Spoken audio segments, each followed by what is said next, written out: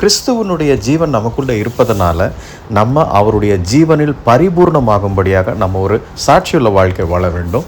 நம்முடைய நாவிலிருந்து புறப்படுகிற ஜீவனுள்ள வார்த்தைகள் எல்லாவித இருளை விரட்டி எடுக்கிற வல்லமை கொண்டது. பலவீனனும் தன்னை பலவான் என்று சொல்வானாக என்று வசனத்தில் ஆண்டவர் சொல்லுகிறார். அப்போ எனக்கு வியாதி இருக்கிறது, கடன் பிரச்சனை இருக்கிறது, இல்லை தீர்க்கவே முடியாத சில பிரச்சனைகள் இருக்குது, பலவீனமான சூழ்நிலைகள் இருந்தாலும் இனி நான் அல்ல, எனக்குள் இருக்கிற கிறிஸ்துவை நம்ம முன்னிறுத்த வேண்டும். அப்போ பழைய சிருஷ்டியாக இருக்கும் பொழுது நம்ம அஞ்சி புலம்பிக் கொண்டிருந்தோம். இப்போ கிறிஸ்துவுக்குள் புதிய சிருஷ்டியாக மாற்றிருப்பதனால இனி நான் பலவீனமான பாத்திரம் அல்ல, கிறிஸ்து என்னுள்ள இருப்பதனால நான் பலவானாக இருக்கிறேன் என்று டிக்ளேர் பண்ண வேண்டும். யோவேல் 3ஆம் அதிகாரத்தில் ஆண்டவர் தான் சொல்கிறார், உங்களுடைய அறிவாள்களையும் மண்வெட்டிகளையும் ஆயுதமாக மாற்றிக்கொள்ளுங்கள். இந்த பலவீனன் என்ற பாத்திரம் சொல்லாமல் நீங்கள் பலவான் என்று டிக்ளேர் பண்ணுங்கன்னு சொல்கிறார். அதே போல் இன்னைக்கு நம்ம சந்தித்து கொண்டிருக்கிற இந்த சேலஞ்சிங்கான சுச்சுவேஷன்ஸ்லையும் இயேசுவின் நாமத்தில் ஜீவனை டிக்ளேர் பண்ணி ஒரு பெரிய ஜெயத்தை நாம் சுதந்திரிக்க வேண்டும்.